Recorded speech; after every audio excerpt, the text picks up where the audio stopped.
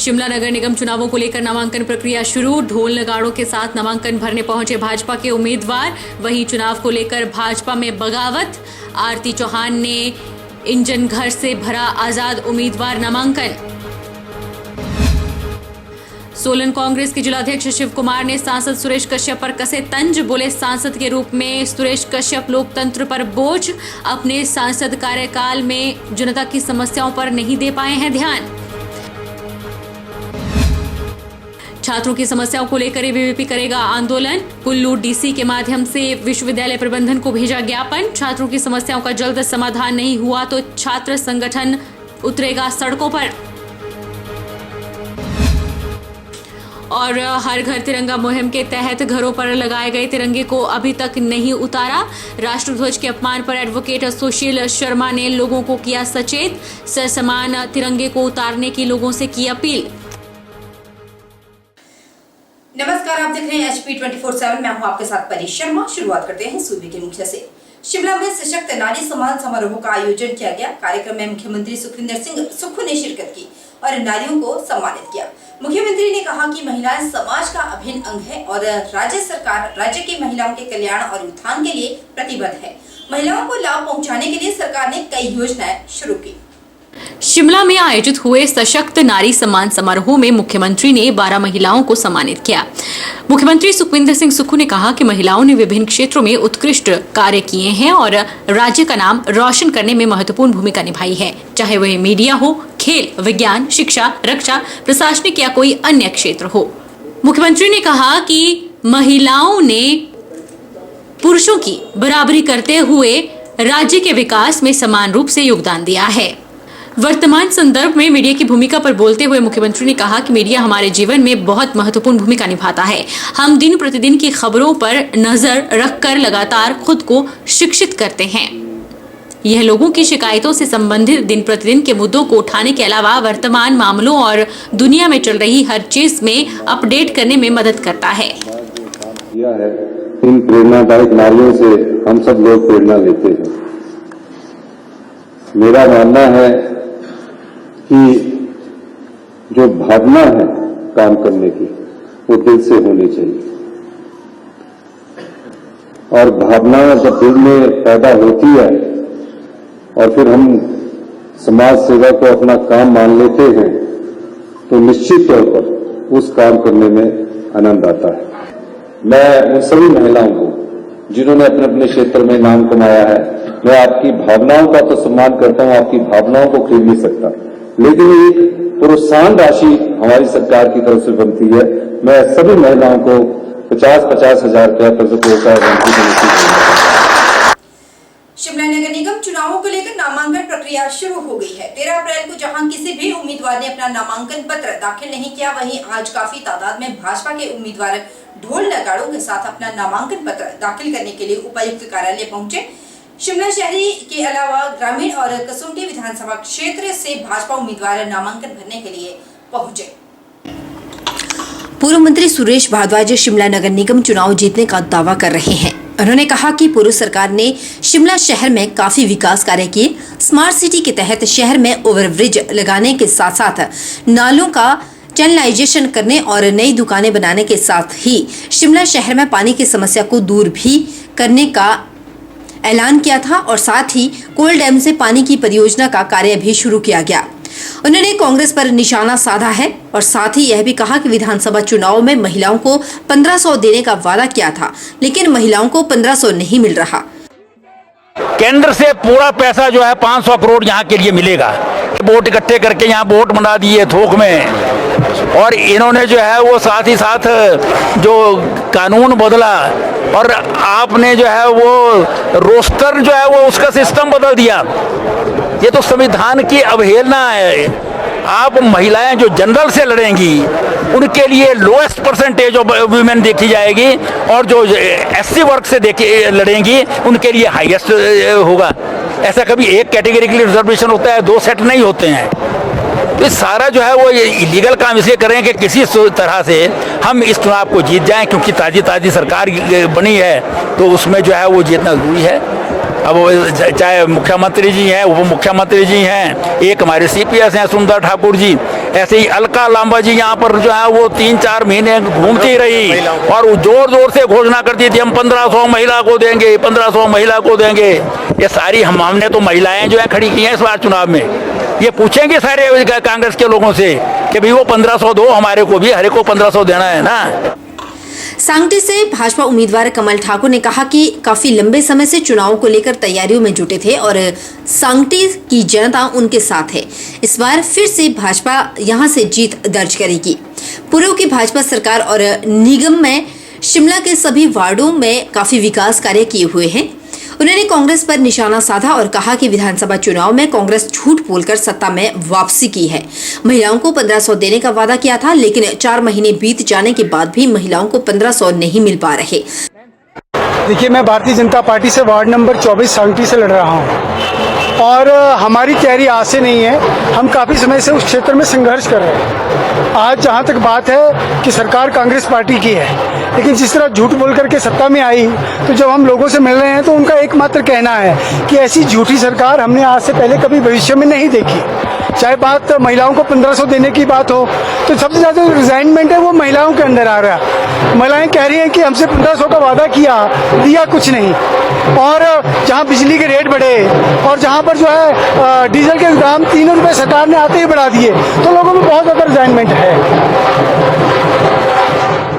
वहीं विधानसभा चुनाव से पहले माकपा से भाजपा में शामिल हुई शैली ठाकुर को भाजपा ने समर हिल से चुनाव में उतारा। भाजपा उम्मीदवार शैली ठाकुर का कहना है कि वे पहले भी इसी वार्ड से पार्षद रही थी और 5 सालों में उन्होंने काफी विकास कार्य किए।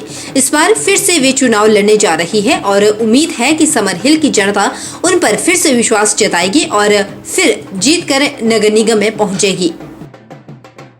देखिए, मैं दूसरी बार अपना चुनाव लड़ने जा रही हूँ। इससे पहले भी मैं समर हिल की पार्षद रह चुकी हूँ और अब बहुत सारे काम हमने समर हिल में किए हैं और जो काम कुछ रह गए हैं उनको हम पूरा करने की कोशिश करेंगे और कुछ नए प्रोजेक्ट्स जो है समर हिल के लिए लाएंगे और उनको पूरा करेंगे। भाजपा से पहली बार लड़ रहे हैं। समर हिल की जनता तो वही है जिन्होंने मुझे पहले भी जिता के भेजा था और अब दूसरी बार मैं उनके पास जाऊंगी और पहले भी मैंने उन सब की जो ज़रूरतें थी या उनकी डिमांड्स थी उनको पूरा करने की कोशिश की है। वोटर्स वही हैं, सिर्फ पार्टी बदली है। काम मैंने इस पार्टी में रह के भी वही करने हैं, पहले भी वही किए थे और मेरा लक्ष्य सिर्फ मूलभूत सुविधाएं जो समर हिल में चाहिए उनको पूरा करने की मैं कोशिश करूँगी। शिमला नगर निगम चुनाव को लेकर भाजपा में बगावत शुरू हो चुकी है। पूर्व में भाजपा की पार्षद रही आरती चौहान ने पार्टी के खिलाफ ही मोर्चा खोल दिया और पार्टी से टिकट न मिलने के चलते उन्होंने आजाद उम्मीदवार के तौर पर अपना नामांकन पत्र दाखिल कर दिया। शिमला नगर निगम चुनावों को लेकर भाजपा में बगावत शुरू हो गई। पूर्व में भाजपा की पार्षद रही आरती चौहान ने कहा कि भाजपा से टिकट के लिए आवेदन किया था, लेकिन पार्टी ने उन्हें टिकट न देकर किसी दूसरे वार्ड के रहने वाले व्यक्ति को टिकट दी गई, जबकि वे इंजन घर में रहते ही नहीं, सिमिट्री में रहते हैं।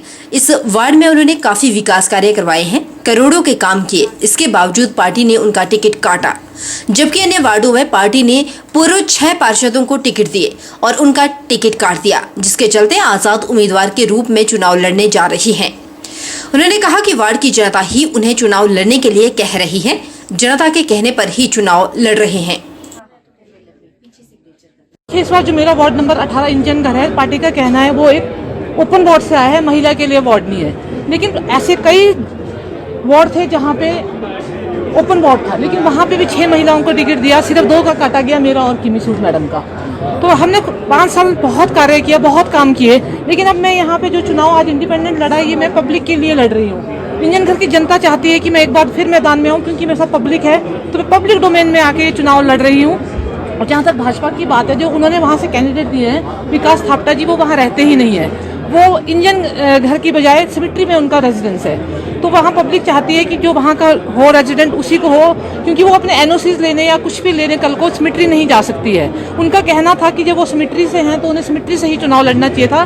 क्या भाजपा के पास कोई ऐसा चेहरा नहीं था इंजन घर में जो वो चुनाव में उतार पाती? तो देखा जाए तो मेरे साथ पार्शलिटी की गई है। 5 साल मैंने बहुत काम किया और रातों रात मेरा टिकट काटना, मैंने सोचा नहीं था कि पार्टी मेरे साथ ऐसा करेगी। अगर उनका एक होता कि फीमेल को नहीं देते तो बाकी वार्ड्स में भी ऐसा ही रहता, लेकिन पर्टिकुलर मेरे वार्ड में मेरे साथ ऐसा किया गया और पब्लिक चाहती है मैं चुनाव लड़ूं, इसलिए मैं आज इंडिपेंडेंट नॉमिनेशन फाइल किया है। बताते चले कि इंजन घर वार्ड इस बार अनारक्षित वार्ड है और हाल ही में शामिल हुए विकास थापटा को भाजपा ने अपना उम्मीदवार बनाया, जबकि इस वार्ड से भाजपा की ही पूर्व पार्षद आरती चौहान ने भी अपनी दावेदारी पेश की थी, लेकिन पार्टी ने उन्हें टिकट नहीं दी, जिसके चलते आरती ने आजाद उम्मीदवार के रूप में अपना नामांकन भर दिया। ऐसे में इंजन घर वार्ड में भाजपा की मुश्किलें बढ़ सकती है। हिमाचल प्रदेश में लोकसभा चुनाव नजदीक है, ऐसे में कांग्रेस भाजपा लगातार इन चुनाव को जीतने के लिए प्रयास कर रही है। इसको लेकर बैठकों का दौर भी शुरू हो चुका है, लेकिन सोलन डीसी कार्यालय में सांसद कक्ष भाजपा द्वारा बनाया गया था, जिसको लेकर कांग्रेस ने सवाल उठाने शुरू कर दिए। कांग्रेस जिला अध्यक्ष शिव कुमार ने सांसद सुरेश कश्यप पर तंज कसा। कांग्रेस जिला अध्यक्ष शिव कुमार ने कहा कि भाजपा के सांसद सुरेश कश्यप सांसद के रूप में लोकतंत्र पर बोझ है, क्योंकि पिछले 4 सालों में उपायुक्त कार्यालय में खुले सांसद कक्ष में एक भी बार जनता की समस्याओं को सुनने के लिए नहीं बैठ पाए हैं। उन्होंने कहा कि उपायुक्त कार्यालय में वैसे भी स्थान की कमी है, ऐसे में सांसद सुरेश कश्यप की विदाई का समय भी नजदीक है। यह कक्ष कर्मचारियों को दे देना चाहिए। इससे पूर्व भाजपा के जो सांसद थे वीरेंद्र कश्यप, उन्होंने जिला की जगजीत नगर पंचायत को गोद लिया था, लेकिन एक बार भी उन्होंने उस पंचायत की सुध नहीं ली। उसी तरह उपायुक्त कार्यालय में बना सांसद कक्ष किसी के काम नहीं आ रहा। ऐसे में सुरेश कश्यप को चाहिए कि वह इसको डीसी कार्यालय के कर्मचारियों को ही दे दे, ताकि कर्मचारियों को यहाँ पर बैठने की सुविधा मिल सके। और पिछले 4 वर्षों में उन्होंने कभी एक दिन भी यहाँ नहीं बैठे। ये खाली एक लोकतंत्र के साथ मजाक है कि अगर सांसद होकर इस तरह की कार्रवाई, इस तरह की कारगुजारी उनकी रहती है, तो मैं समझता हूँ सांसद के रूप में लोकतंत्र में एक तरह से वो बोझ ही है। और इसी तरह से पहले भी उनसे पूर्व में जो यहाँ सांसद रहे वीरेंद्र कश्यप जी, उन्होंने जगजीत नगर जो था पंचायत, उसको गोद लिया। ये मैं भाजपा सांसदों की बात कर रहा हूँ कि किस तरह उनकी कथनी और करनी में फर्क है। जब ये लिया था कब्रा, तो कहा था मैं महीने में 2 दफा यहाँ बैठा करूँ, और मैं समझता हूँ पिछले 4 सालों में 1 दफा भी नहीं बैठे। तो ये सांसद महोदय को कर्मचारियों की जो जिस तरह की यहाँ मुश्किलात है, उसको देखते हुए जो है इसको तत्काल रूप से खाली कर देना चाहिए। मैं वीरेंद्र कश्यप जी की बात कर रहा था, जगजीत नगर पंचायत को उन्होंने गोद में लिया, लेकिन जगजीत नगर पंचायत में विकास का एक पत्थर भी नहीं लगा। उल्टा वहाँ के जो प्रधान थे उसको गोद ले लिया था, उसको सारे काम दे दिए वहाँ। ऐसे तो ये इनकी जो भाजपा सांसदों की जो कारगुजारी रही है, इस तरह से रही है। तो मेरा माननीय सांसद जो है हमारे यहाँ से सुरेश कश्यप जी, उनसे मेरा निवेदन है कि हमारा लोकतंत्र पे रहम खाओ, और ये एक अब विदाई का समय भी नजदीक है, ये खाली कर। मंडी शहर में पालतू कुत्तों का पंजीकरण करना अनिवार्य कर दिया गया। लोग अपने पालतू कुत्तों को घुमाने के लिए शहर की गलियों में ले जाते हैं, वहीं मलमूत्र भी करवाते हैं, जिसकी वजह से लोग परेशान होते हैं। अगर लोग पालतू कुत्तों का पंजीकरण नहीं करवाते हैं तो उन्हें जुर्माना भी लगाया जाएगा। अभी तक 110 लोग पालतू कुत्तों का पंजीकरण करवा चुके हैं। मंडी शहर में पालतू कुत्तों का पंजीकरण करना अनिवार्य कर दिया गया है। नगर निगम मंडी की महापौर दीपाली जायसवाल ने बताया कि पिछले साल से पालतू कुत्तों का पंजीकरण करवाने की मुहिम मंडी शहर में चलाई गई, जिसमें लोगों को अपने पालतू कुत्तों का पंजीकरण करवाने के बारे जागरूक किया गया। हालांकि इसमें ज्यादा लोग आगे नहीं आए। वहीं एक बार फिर नगर निगम मंडी ने शहर के लोगों से अपने पालतू कुत्तों का पंजीकरण करवाने को कहा है। अगर लोग ऐसा नहीं करते हैं तो उन्हें जुर्माना भी लगाया जाएगा। लोग अपने पालतू कुत्तों को घुमाने के लिए शहर की गलियों में जाते हैं और वहीं मलमूत्र भी करवाते हैं, जिससे आने जाने में लोगों को परेशानी का सामना करना पड़ता है। दीपाली जायसवाल ने कहा कि काफी लोग कुत्तों के पंजीकरण को लेकर आगे आए हैं और अब तक 110 कुत्तों का पंजीकरण हो चुका है। उन्होंने बाकी लोगों से भी पंजीकरण करवाने को कहा है। पिछले साल भी हमारे पास जो आंकड़े थे वो थे महज 10-12 डॉग्स का जो था वो रजिस्ट्रेशन हुआ था और लोग आगे नहीं आ रहे थे। फिर हमने एक मुहिम चलाई और उसके तहत जो था वो हमने जो हमारे काउंसलर्स हैं उन्होंने भी घर घर जाके लोगों को बोला, जो उनके जो वोटर्स हैं उनको मोटिवेट करा कि अपने अपने जो डॉग्स हैं उनकी स्टरलाइजेशन करा दें, अदरवाइज़ फाइन पड़ेगा। क्योंकि गलियों में लोग केवल अपने डॉग्स को लेके आते थे और वहाँ जो है वो अपना जो मलमूत्र वगैरह के लोग गलियों में ही करवा देते थे, तो वो लोगों को बहुत ज़्यादा परेशानी थी उस कारण। तो इस वजह से जो है वो हमने उनका रजिस्ट्रेशन करने का जो था ज़्यादा से ज़्यादा कोशिश करी कि लोग आगे आएँ और रजिस्ट्रेशन करें। और मैं लोगों का भी धन्यवाद करती हूँ कि काफ़ी लोग आगे आए और आज की डेट में जो है हमारे पास 110 जो डोमेस्टिक डॉग्स हैं वो रजिस्टर हो चुके हैं। और मैं आगे मंडी की जनता से आह्वान करती हूँ कि वो आगे आएँ और अपने अपने जो डॉग्स हैं उनकी रजिस्ट्रेशन करवाएं और ताकि हमें पता लगे कि ये मंडी में कितने जो हैं डॉग्स जो हैं वो रजिस्टर हो चुके हैं। वहीं मंडी शहर में आवारा कुत्तों की भी भरमार है। शहर की गलियों में घूम रहे आवारा कुत्तों की नसबंदी पर भी नगर निगम जोर दे रहा है। शहर के छिपनू स्थित एनिमल बर्थ कंट्रोल सेंटर में कुत्तों का हर मंगलवार को नसबंदी करवाई जा रही है ताकि इनकी बढ़ती संख्या पर नियंत्रण हो। हमारा एक एनिमल बर्थ कंट्रोल है जो कि छिपड़ू में स्थित है।